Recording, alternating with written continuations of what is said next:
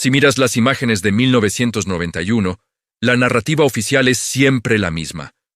La Unión Soviética fue derrumbada por la voluntad del pueblo, por la presión militar de Occidente, o simplemente por su propia ineficacia ideológica. Es una historia simple, pulcra y totalmente incompleta.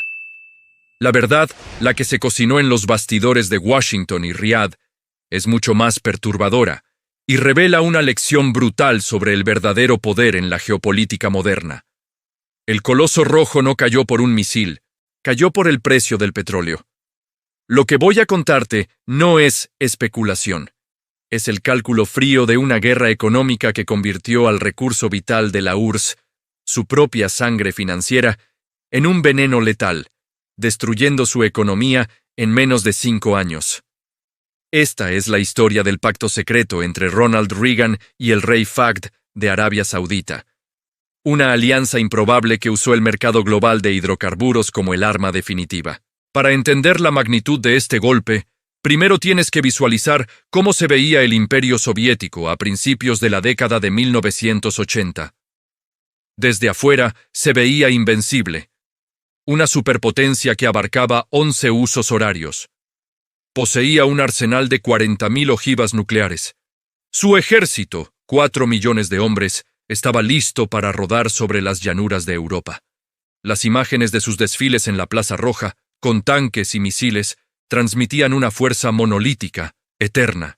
Pero si te acercabas, si mirabas más allá de los tanques y te concentrabas en los libros de contabilidad del Ministerio de Finanzas soviético, verías una imagen muy distinta. Verías un imperio terminalmente enfermo. La Unión Soviética, a pesar de toda su retórica industrial y su capacidad militar, era económicamente frágil. Había invertido miles de millones en la carrera armamentista y en subsidiar regímenes satélites, desde Cuba hasta Angola, pero había descuidado por completo la modernización de su industria civil y la agricultura. Su burocracia, lenta y corrupta, era incapaz de generar innovación real o productos que pudieran competir en el mercado global. El resultado era una dependencia aterradora de una sola cosa: el petróleo de los Urales y el gas de Siberia. Durante la década de 1970, los shocks petroleros de la OPEP habían disparado los precios.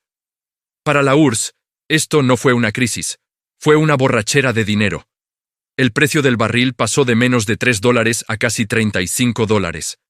De repente, la Unión Soviética se encontró nadando en petrodólares, la única fuente real de moneda fuerte. Dólares, marcos, yenes, que necesitaban desesperadamente. Esta moneda fuerte era la espina dorsal del régimen. No se usaba para lujos, se usaba para importar tecnología occidental crucial, para su maquinaria militar, para comprar grano en el mercado abierto, para alimentar a su población, que su colectivización había dejado hambrienta, y para mantener los subsidios que compraban la lealtad de sus aliados. El crudo y el gas representaban más del 60% de todas las exportaciones soviéticas y casi el 80% de sus ingresos en divisas fuertes. No eran un ingreso más. Eran el soporte vital. El Politburó, liderado por hombres como Leonid Brezhnev, se volvió complaciente, embriagado por la creencia de que los precios del oro negro eran eternos y solo podían subir. ¿Por qué reformar la economía si la vasta riqueza siberiana podía seguir financiando el statu quo? Se convirtieron en lo que hoy conocemos como un estado rentista. Dejaron de ser un gigante industrial diversificado y se transformaron en algo mucho más vulnerable: una petronación. Su destino económico, y por extensión su destino político, quedó atado al capricho de los mercados de commodities. Esto no era un secreto para los analistas de inteligencia en Langley o Washington. Ellos veían la URSS no como un tigre, sino como un tigre atado a una tubería de petróleo. Y en 1985, con la llegada de Ronald Reagan, se decidió que era hora de cortar esa tubería. La administración Reagan entendía que una confrontación militar directa con la URSS era impensable. La doctrina era simple. Si no puedes ganarle a tu enemigo en el campo de batalla, debes hacerlo colapsar desde dentro, drenando su caja hasta que el sistema se asfixie. Pero para usar el petróleo como arma, necesitaban un socio con la capacidad de inundar el mercado y sostener la producción a un costo ridículamente bajo. Necesitaban al único jugador en el tablero que podía dictar el precio mundial: el Reino de Arabia Saudita. Aquí es donde entra el rey Fahd. La alianza entre Washington y la Casa de Saud no era natural. Era una transacción de realpolitik pura. Los sauditas guardianes de los lugares santos del Islam y los estadounidenses líderes del mundo capitalista compartían un enemigo común: el comunismo expansionista y, más inmediatamente, el peligroso Irán de Jomeini, que había desestabilizado la región y amenazaba la monarquía saudita. El pacto se selló en 1985. La propuesta de Reagan fue simple. Estados Unidos garantizaría la seguridad militar total del reino saudita contra cualquier agresión regional, una promesa reforzada por el temor a Irán, que estaba en guerra con Irak. A cambio, Arabia Saudita tenía que hacer algo radical, algo que traicionaría el espíritu de la OPEP y enfurecería a casi todos sus aliados petroleros. Tenían que abrir los grifos y destrozar el precio. Este no era un ajuste de precios. Era una declaración de guerra económica encubierta, ejecutada con la frialdad de un cirujano. La decisión fue tomada en el más absoluto secreto. La OPEP, históricamente, había trabajado para mantener precios altos mediante cuotas de producción estrictas. Arabia Saudita, actuando como el principal productor de balanza, mantenía su producción baja para sostener el precio. Pero en 1985, el rey Fahd dio la orden de ignorar las cuotas. La acción fue inmediata y devastadora. La producción saudita saltó de apenas 2 millones de barriles por día a más de 9 millones de barriles en cuestión de meses. El mercado se inundó. Lo que sucedió después fue un baño de sangre financiero que la Unión Soviética, sumida en su arrogancia económica, nunca vio venir. En un lapso de solo 6 meses, entre finales de 1985 y principios de 1986, el precio del barril de petróleo se desplomó de $32 a menos de $10. Imagínate el pánico en Moscú. Un país que dependía de que cada barril le diera $30, de repente solo recibía 10. Su principal fuente de ingresos en moneda fuerte se había evaporado. Se estima que la URSS perdió más de $20.000 millones anuales en ingresos cambiarios, una cifra que era fundamental para sostener su presupuesto militar y sus importaciones vitales. Pero el ataque petrolero, por sí solo, no habría sido suficiente para el colapso. Era solo la mitad de la estrategia de pinza. Para garantizar el esgotamiento total, Reagan y Fahd necesitaban asegurarse de que la URSS siguiera gastando ese dinero que ya no tenía, manteniéndola atrapada en un conflicto sin salida que devoraría hasta la última reserva de oro, la guerra de Afganistán. Y eso, la forma en que el dinero saudita y la CIA se unieron para financiar la guerra proxy más costosa de la Guerra Fría, es la parte más oscura y fascinante de esta historia. Es el doble golpe que no te cuentan. El ataque petrolero no fue un simple golpe de mercado. Fue la anulación quirúrgica de la principal fuente de vida de la Unión Soviética. Pero para que el colapso fuera total, para que la potencia militar más grande del mundo implosionara, no bastaba con cortar la entrada de dinero. Había que asegurar que la salida de dinero fuera, al mismo tiempo, incontrolable y fatal. Y ese era el propósito de la guerra de Afganistán. Imagina la situación en Moscú a finales de 1985. El Politburó estaba sumido en un estado de confusión y negación. Los generales seguían exigiendo tropas, tanques y, sobre todo, helicópteros para la guerra en el sur, mientras el Ministerio de Finanzas reportaba que la caja fuerte estaba vacía. La guerra de Afganistán, que la URSS había imaginado como una operación rápida de estabilización ideológica, se había convertido en un lodazal de costos y logística insostenible. Era el perfecto agujero negro financiero, estratégicamente ubicado para devorar la poca moneda fuerte que aún les quedaba. Desde Washington, Ronald Reagan, que veía a la Unión Soviética no solo como un adversario, sino como una patología histórica, entendió el concepto de guerra de desgaste mejor que nadie. El objetivo no era ganar militarmente en Kabul, sino garantizar que la URSS se desangrara lentamente hasta la muerte económica. Aquí es donde el pacto Reagan-Fagd se reveló como una obra maestra de la Realpolitik. La CIA, bajo la Operación Ciclón, ya estaba canalizando armas y entrenamiento a la resistencia afgana, los muyahidines.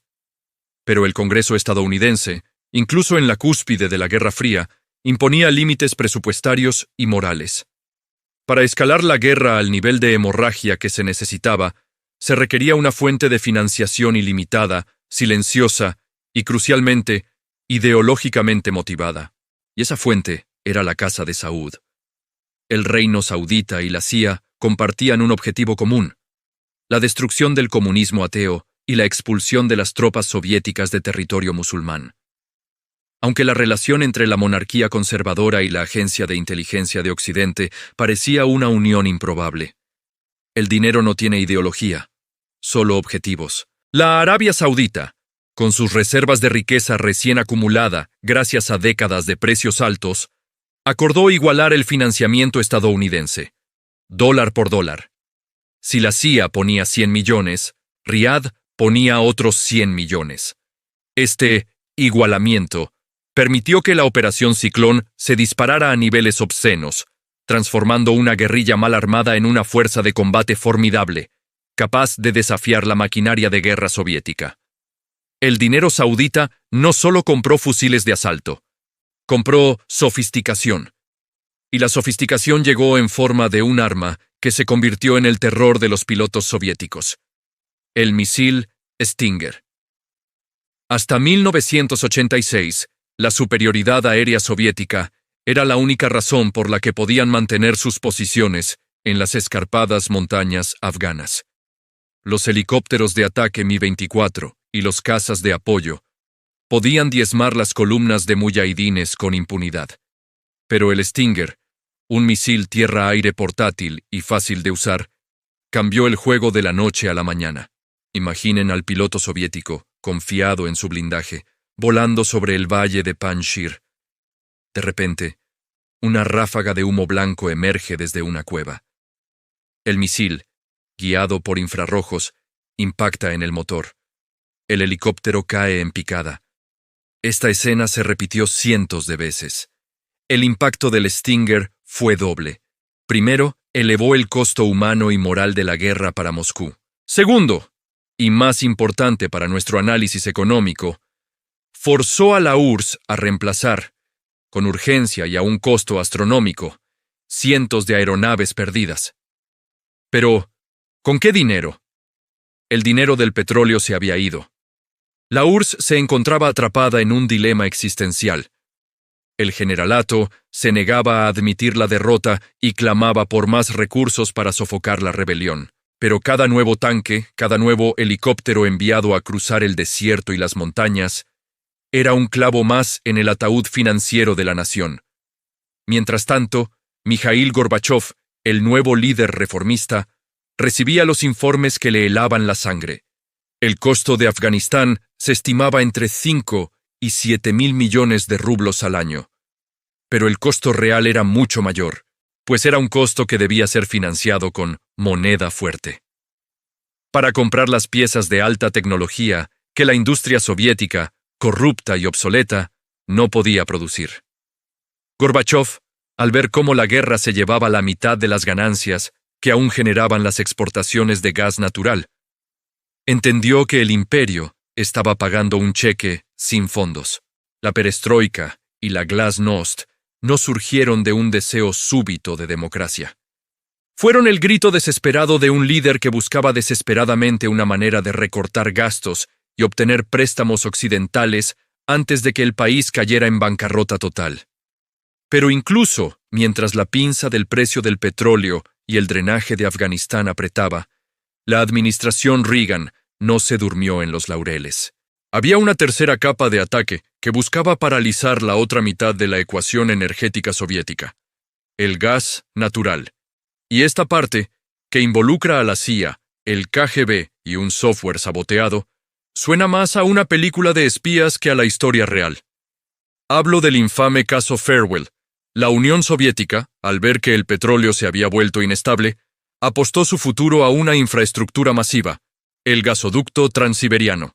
Este proyecto monumental prometía enviar gas natural desde los campos de Siberia Occidental directamente a los lucrativos mercados de Europa Occidental. Si el petróleo era la vena principal, el gas era la aorta.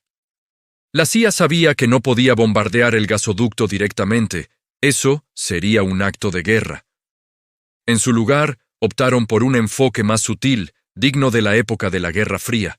Utilizaron un agente doble francés, conocido por el nombre clave Farewell, para obtener los planes detallados de la tecnología occidental que la URSS estaba comprando ilegalmente para construir el gasoducto.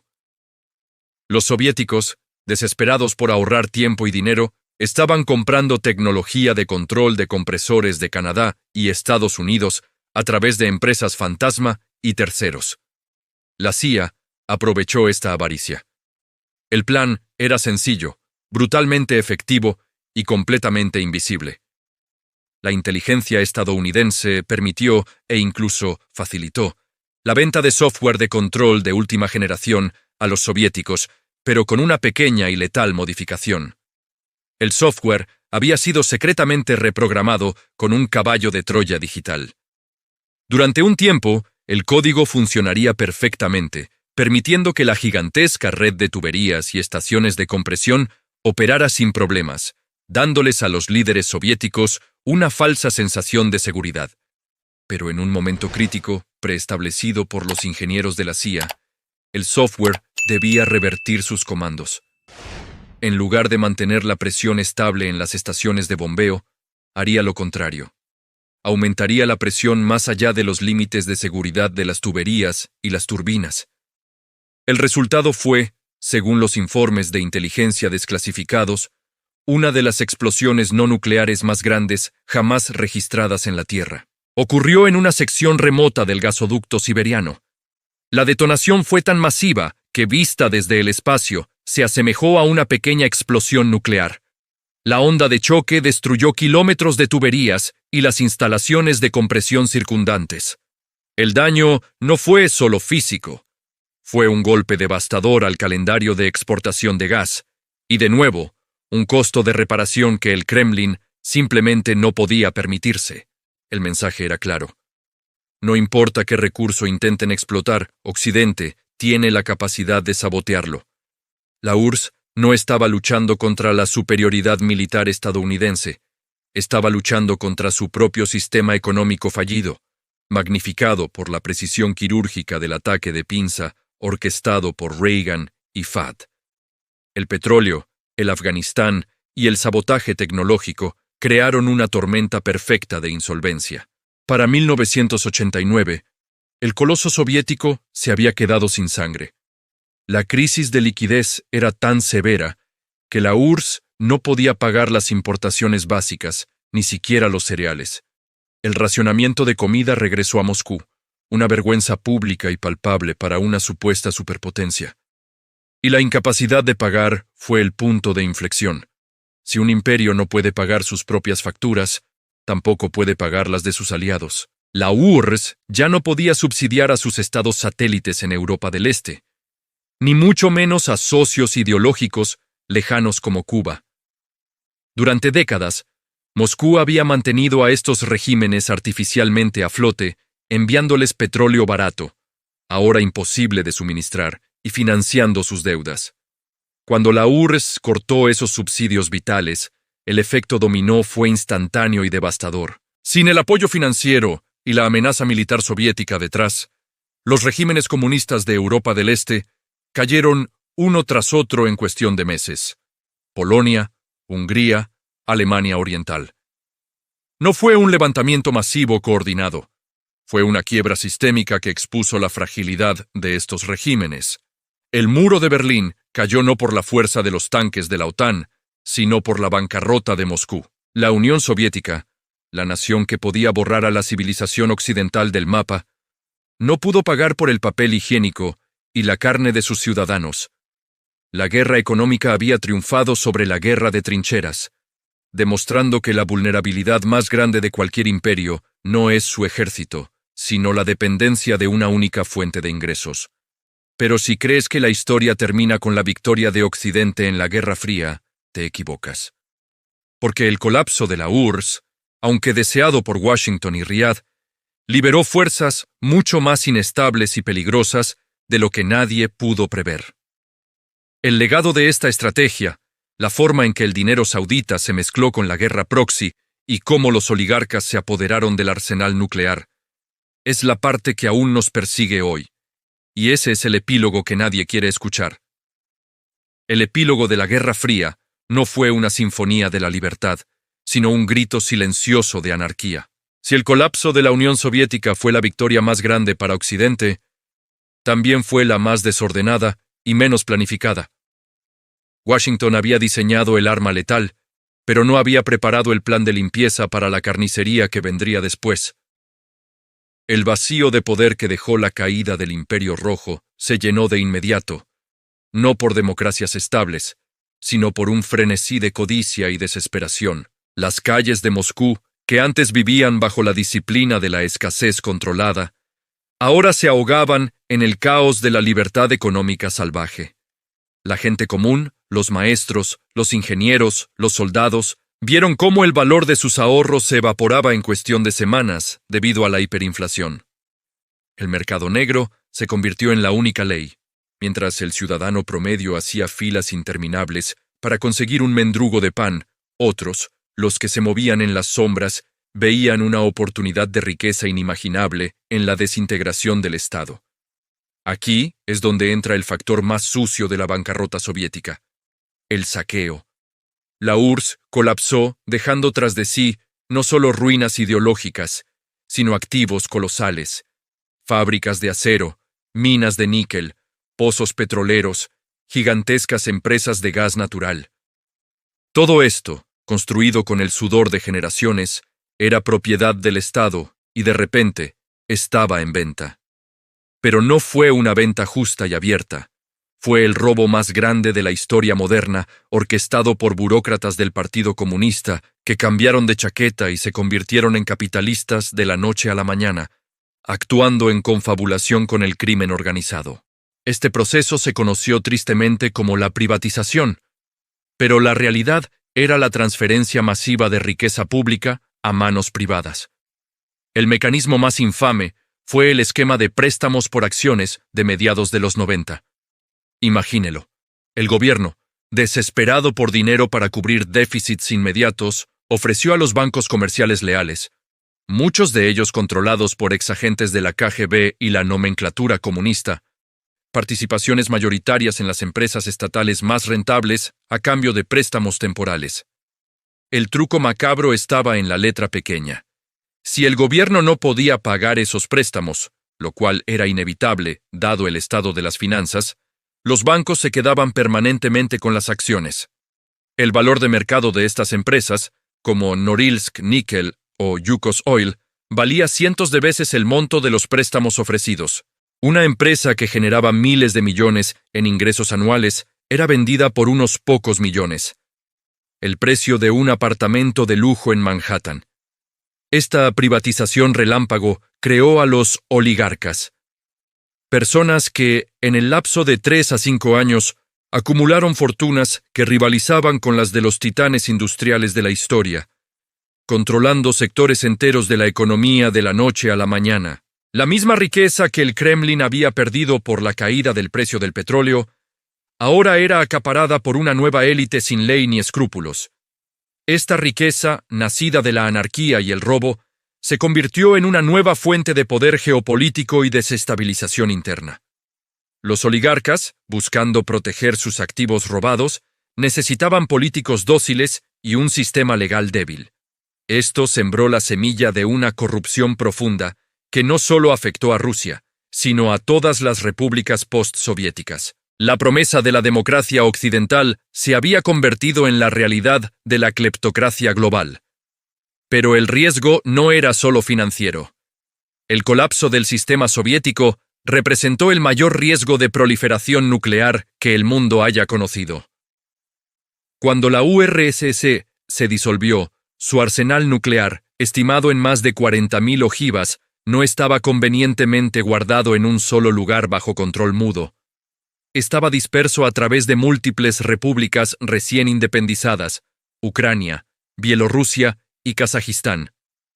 De repente, estas nuevas naciones, con infraestructuras militares precarias y economías en bancarrota, eran dueñas de arsenales atómicos tácticos y estratégicos.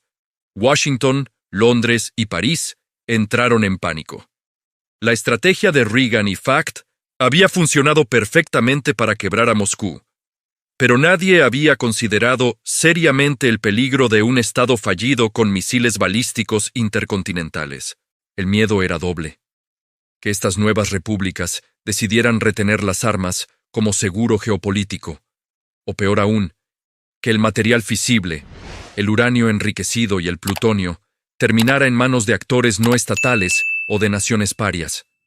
Se lanzó la Operación Nun Lugar, un esfuerzo masivo y desesperado de Estados Unidos para financiar el desmantelamiento, el transporte y la seguridad de las ojivas. La CIA y el Pentágono gastaron miles de millones en asegurar los sitios, comprar el uranio de vuelta y presionar políticamente a Kiev y Astana para que devolvieran sus arsenales a Rusia.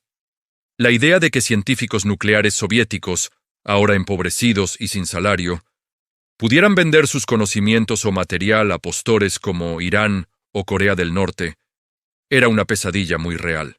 La desintegración soviética no solo liberó armas nucleares, sino que también desató una fuerza que Occidente mismo había ayudado a nutrir en las montañas de Afganistán.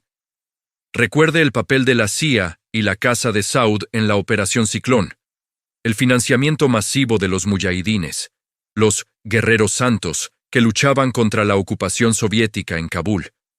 Este flujo de miles de millones de dólares sauditas, igualando el financiamiento estadounidense, fue crucial para desangrar económicamente a Moscú. El pacto de Reagan con Fate tuvo un costo que se cobraría décadas después. Mientras los muyahidines eran considerados héroes de la libertad en 1989, la misma red de combatientes, radicalizados, entrenados y armados con la tecnología occidental, misiles Stinger incluidos, no se desvaneció simplemente cuando el último tanque soviético cruzó la frontera. Ellos habían ganado. Habían derrotado a una superpotencia. Este triunfo, financiado por dinero del petróleo y empujado por la ideología wahabí que Arabia Saudita exportaba, convenció a muchos combatientes de que su guerra no terminaba en Kabul. La victoria sobre la URSS, interpretada como la prueba del poder de la yihad global, simplemente redirigió su foco hacia el siguiente gran enemigo, el patrocinador lejano que había usado su lucha para sus propios fines geopolíticos. El dinero saudita que ayudó a quebrar a la URSS, inadvertidamente, financió la infraestructura ideológica y militar de la insurgencia global, que luego se volvería contra sus benefactores. La ironía era cruel. El arma que Washington había forjado para matar al oso soviético se transformó en un veneno que infectó al mundo entero. La lección es clara, brutal y prohibida de enseñar en los manuales de estrategia. Cuando juegas con la estabilidad de un imperio, cuando manipulas los flujos de dinero global y cuando financias guerras proxy con actores ideológicamente extremos, la victoria es siempre temporal. El costo real se paga en la inestabilidad que heredas. Estados Unidos ganó la Guerra Fría, pero heredó la guerra contra el terror. La caída del muro de Berlín solo movió la línea del frente, no la borró. Hoy, la sombra de la URSS sigue proyectándose sobre los puntos más calientes del planeta. Desde las luchas territoriales en Ucrania hasta la persistente amenaza nuclear y el ascenso de un poder ruso revanchista que busca desesperadamente recuperar la influencia perdida. El colapso del 91 no fue el final de la historia, sino el violento inicio de un capítulo mucho más incierto. Y todo comenzó con un pacto secreto entre dos líderes, una inundación de petróleo y un solo objetivo: llevar el precio del crudo a $10 el barril, sin importar el costo humano o geopolítico. Pero el juego de la estrategia económica no se detuvo ahí. Hay una capa final que une todos estos puntos, una revelación sobre cómo la Casa de Saud y el establishment estadounidense construyeron un sistema que garantiza que, incluso hoy, el precio del petróleo siempre beneficia a los mismos jugadores. un sistema que define la economía global y que es, quizás, el verdadero legado de este conflicto. Ese es el último secreto que debes entender. Ese es el último secreto que debes entender, y es el que conecta la caída de la Unión Soviética con la economía que hoy te domina. Porque la crisis de 1985 no fue solo una jugada puntual para quebrar a un rival. Fue la reafirmación brutal de un sistema financiero global que había sido diseñado una década antes y que, a partir de ese momento, se volvería inquebrantable. Estamos hablando, por supuesto, del sistema del petrodólar. Para entender por qué Arabia Saudita pudo permitirse bajar el precio del crudo a $10 el barril, sacrificando miles de millones de dólares en ganancias inmediatas, hay que ver el pacto desde el lado de Riad. Para la Casa de Saud, la alianza con Washington no era solo una garantía de protección militar contra Irán o Irak, era una garantía de estabilidad monetaria a largo plazo. Recuerda, desde la década de los 70, tras el colapso del estándar oro, Estados Unidos y Arabia Saudita llegaron a un acuerdo monumental. Riad vendería su petróleo únicamente en dólares estadounidenses. A cambio, Washington garantizaría su seguridad. Esto creó una demanda artificial, constante y global del dólar. Cada país, en el planeta, desde Japón hasta Brasil, necesitaba primero obtener dólares para poder comprar el petróleo esencial para su funcionamiento. Esto es el corazón de la hegemonía financiera norteamericana. La Unión Soviética, al depender de las exportaciones de energía para obtener divisas, amenazaba intrínsecamente este sistema. Si la URSS lograba o se le permitía comenzar a comerciar grandes volúmenes de petróleo y gas en una canasta de otras monedas, o peor aún si intentaba usar su oro y sus recursos para debilitar el dólar, la estructura entera del petrodólar se tambalearía. El pacto de Reagan y Fagd en 1985 fue el refuerzo de ese sistema. La acción de inundar el mercado y desplomar los precios probó dos cosas al mundo. Primero, que Estados Unidos tenía la capacidad de manipular la OPEP a través de su aliado clave para aplicar un dolor económico letal a sus enemigos. Segundo, y más importante, demostró que Arabia Saudita estaba tan comprometida con el dólar que estaba dispuesta a sufrir un dolor financiero masivo, temporalmente solo para mantener esa alianza. La jugada fue maestra. No solo le quitó a la URSS su fuente de vida, sino que también envió un mensaje escalofriante a cualquier otra nación que pudiera pensar en desafiar la primacía del dólar como moneda de reserva energética. El costo real de esta victoria, sin embargo, fue mucho más perturbador que la simple quiebra de un rival. La victoria de la Guerra Fría dejó un vacío, y ese vacío, como la historia siempre nos enseña, se llenó rápidamente de caos.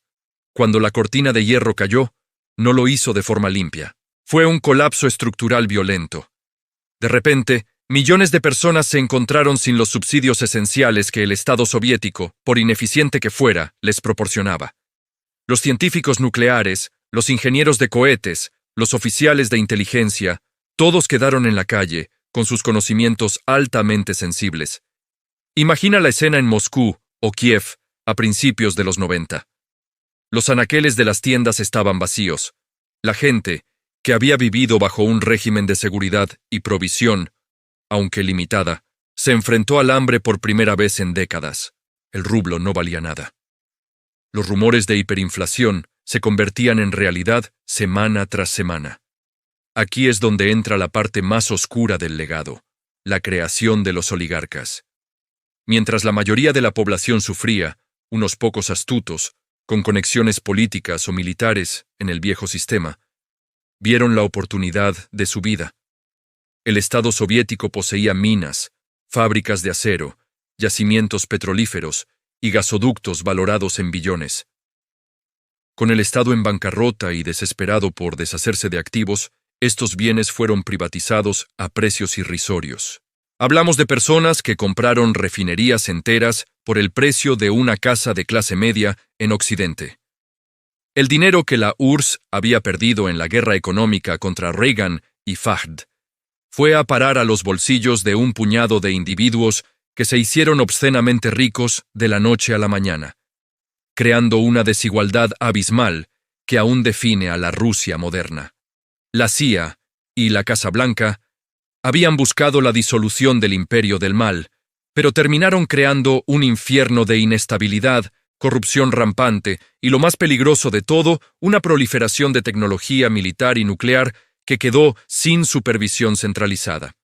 Las armas que debían haber estado guardadas en silos controlados, de repente estaban a la venta o bajo el control de repúblicas recién independizadas y financieramente desesperadas.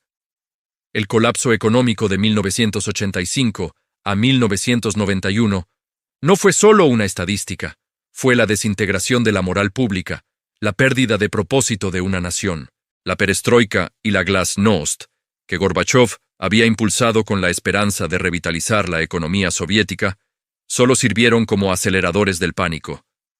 Al liberar la verdad sobre el catastrófico estado de la economía y al abrir el debate político, Gorbachov desató fuerzas que ya no podía contener. La gente no quería migajas de libertad, quería comida, calefacción y, sobre todo, dignidad. Cuando en 1989 el muro de Berlín cayó, fue menos un triunfo de la libertad y más la confirmación de que la URSS ya no tenía el dinero para pagar las tropas que mantuvieran esos regímenes satélites a raya. No podían pagar el gas, no podían pagar la comida y no podían pagar el ejército. La guerra económica había triunfado. ¿Fue esta estrategia moral? Esa es la pregunta que la historia nunca responderá fácilmente. Si se mira desde Washington, se dirá que fue la victoria más limpia posible, lograda sin disparar un solo misil intercontinental, salvando al mundo del Armagedón nuclear. Pero si miras desde las antiguas repúblicas soviéticas, desde los Balcanes, desde los barrios de Moscú, donde la gente hacía fila para un pan racionado, la historia es otra. Es la historia de un imperio que fue asesinado por inanición económica y cuyos restos fueron saqueados, dejando tras de sí una herida geopolítica que todavía supura. La verdad prohibida que se esconde detrás de esta historia no es la existencia de un acuerdo secreto, ni la caída del precio del petróleo. Es que la economía es la única arma verdaderamente definitiva en el juego del poder global. Las bombas nucleares son elementos disuasorios, el ejército es una herramienta de coerción, pero el control sobre la moneda, sobre los flujos de capital, sobre el precio de la energía que mueve al mundo, eso es la hegemonía real.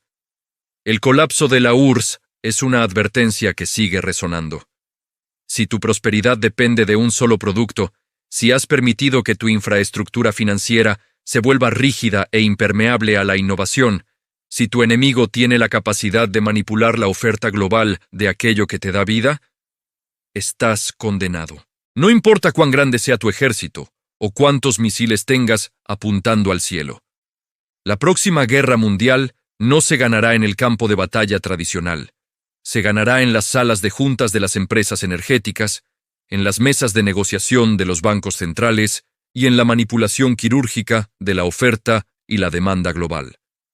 La lección final de la Unión Soviética es que, incluso el coloso que parecía tallado en granito siberiano, puede ser pulverizado hasta convertirse en partículas de polvo y desesperación si su cuenta bancaria llega a cero.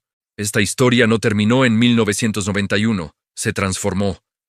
Y el sistema del petrodólar, que ayudó a matar al oso soviético, sigue vivo, dictando las reglas del juego.